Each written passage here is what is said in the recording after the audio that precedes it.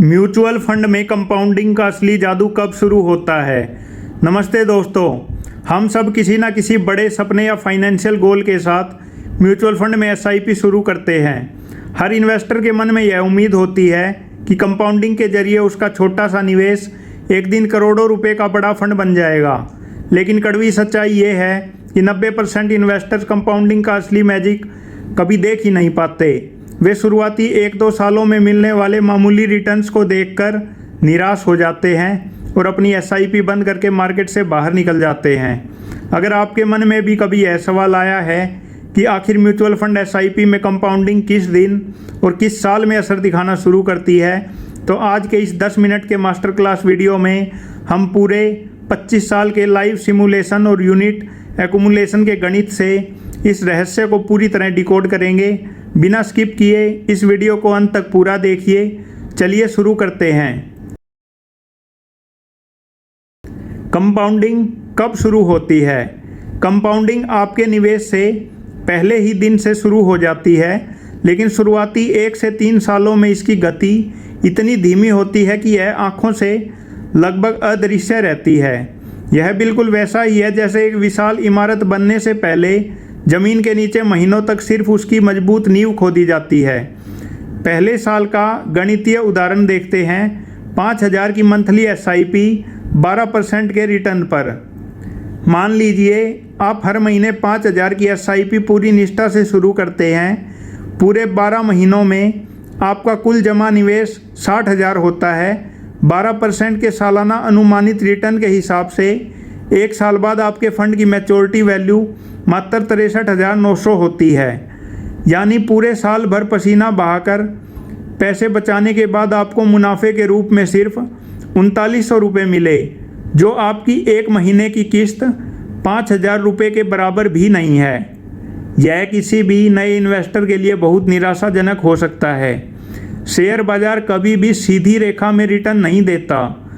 अगर आपके निवेश के पहले ही साल बाजार क्रैश हो गया तो 60,000 रुपये जमा करने के बावजूद साल के अंत में आपका पोर्टफोलियो गिरकर 55,000 रुपये या उससे भी नीचे दिख सकता है।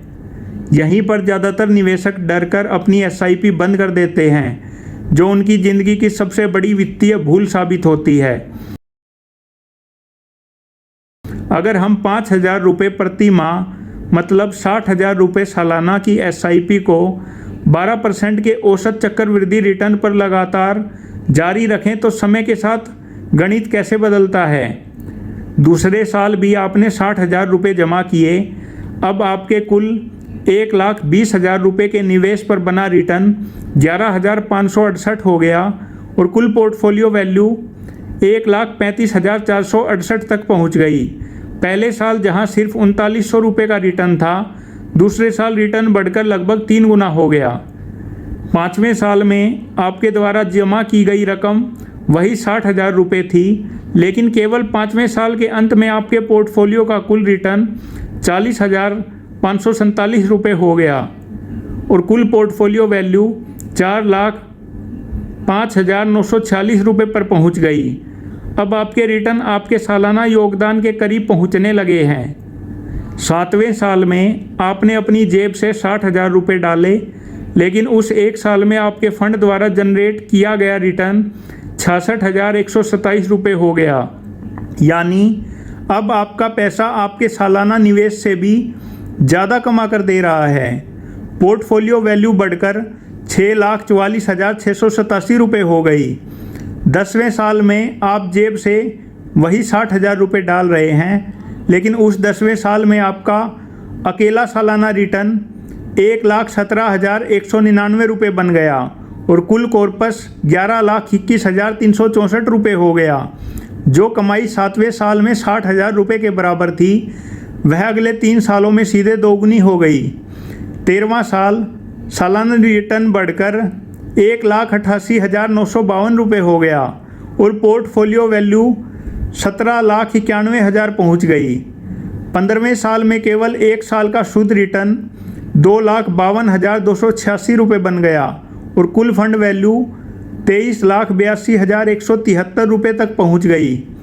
20वें साल में 1 वर्ष का रिटर्न 4,90,388 रुपये बना और कुल बैलेंस बढ़कर 46,44,151 रुपये हो गया।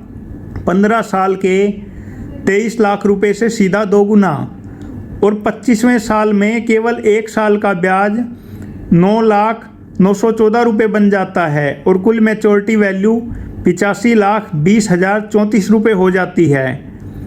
अब हम देखते हैं 25 साल की कंपाउंडिंग मास्टर समरी। आपकी जेब से कुल जमा निवेश 15 लाख रुपये, कंपाउंडिंग से बना कुल मुनाफा 70,20,034 रुपये और अंतिम कुल मैच्योरिटी कॉर्पस जो टोटल वैल्यू है वो है 85,20,034 रुपये। सबसे मुख्य सीख ये है, पहले 7 साल तक आपकी अर्निंग आपके निवेश के बराबर पहुंचने में समय लेती है, लेकिन 10वें साल के बाद आपका कमाया हुआ मुनाफा और आपकी जमा पूंजी दोनों मिलकर एक साथ काम करते हैं, जिससे ग्रोथ की रफ्तार एक्सपोनेंशियल हो जाती है। शुरुआती सालों में असली खेल क्या होता है? रिटर्न के पीछे मत भागिए, यूनिट्स जमा कीजिए। शुरुआती 3 से 5 सालों में आपका ध्यान पोर्टफोलियो के परसेंटेज रिटर्न पर नहीं, बल्कि इस बात पर होना चाहिए कि आप अपने पोर्टफोलियो में कितनी ज़्यादा यूनिट्स इकट्ठी कर रहे हैं। मान लीजिए आपने शुरुआत में 10,000 रुपये इन्वेस्ट किए और उस समय फंड की NAV 10 रुपये थी। आपको कुल 1000 यूनिट्स अलॉट हुई। 5 साल बाद 12% की ग्रोथ से NAV बढ़कर 20 रुपये हो गई और अब अगर आप दोबारा 10,000 रुपये इन्वेस्ट करते हैं तो आपको केवल 500 यूनिट्स ही मिलेंगी। अगले 5 साल बाद मतलब कुल 10 साल बाद जब NAV 20 रुपये से बढ़कर 40 रुपये होगी तो 20 रुपये वाली 500 यूनिट्स तो सिर्फ एक बार डबल होंगी, लेकिन जो 1000 यूनिट्स आपने 10 रुपये की NAV पर ख़रीदी थी वे हर 10 रुपये की बढ़ोतरी के साथ कई गुना मल्टीप्लाई होती चली जाएंगी। तो कंक्लूजन ये है, जो यूनिट्स आपने शुरुआती सालों में सबसे सस्ते दाम पर ख़रीदी थी वही आपके पूरे पोर्टफोलियो को एक सॉलिड बेस और लॉन्ग टर्म में सबसे बड़ी वेल्थ बनाकर देंगी। अपनी कंपाउंडिंग को तेज कैसे करें? मंदी में एक मुश्त निवेश करें। SIP में बेस बनने में 5 साल का समय लगता है क्योंकि पैसा हर महीने किस्तों में जाता है, लेकिन यदि आप नियमित SIP के साथ साथ जब भी बाज़ार में बड़ा करेक्शन या क्रैश आता है उस समय थोड़ा बहुत अतिरिक्त लंप सम एक मुश्त निवेश कर देते हैं तो आपका बेस अमाउंट तुरंत बड़ा हो जाता है और कंपाउंडिंग की रफ्तार कई गुना तेज हो जाती है। अब हम स्टेप अप SIP की रणनीति को देख लेते हैं।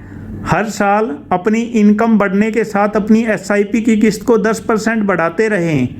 इससे आपका बेस कॉर्पस तेज़ी से बढ़ता है और 1 करोड़ रुपए का लक्ष्य 25 साल के बजाय 15 से 17 साल में ही हासिल हो जाता है। यह वीडियो केवल वित्तीय साक्षरता, शिक्षा और अनुसंधान के उद्देश्य से बनाया गया है। इसमें दिखाए गए 12% रिटर्न के आंकड़े ऐतिहासिक और सांकेतिक हैं जो बाजार के उतार चढ़ाव के अनुसार बदलते रहते हैं। इसे किसी भी प्रकार की वित्तीय या निवेश सलाह ना समझें। तो दोस्तों, म्यूचुअल फंड में कंपाउंडिंग पहले ही दिन से शुरू हो जाती है, लेकिन उसका असली और विशाल असर 5 से 7 साल का कड़ा अनुशासन बनाए रखने के बाद ही दिखाई देता है। अगर आप भी अपनी ज़िंदगी में वेल्थ क्रिएट करना चाहते हैं तो बाज़ार के शॉर्ट टर्म उतार चढ़ाव से बिना डरे लगातार टिके रहिए।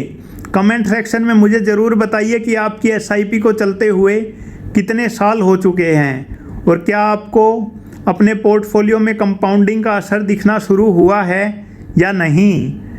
अगर आज का ये वीडियो आपको पसंद आया हो तो इसे लाइक ज़रूर करें, अपने सभी दोस्तों और फैमिली ग्रुप्स में शेयर करें और हमारे YouTube चैनल फाइनेंस इन हिंदी को सब्सक्राइब करके बेल आइकन दबाना बिल्कुल ना भूलें।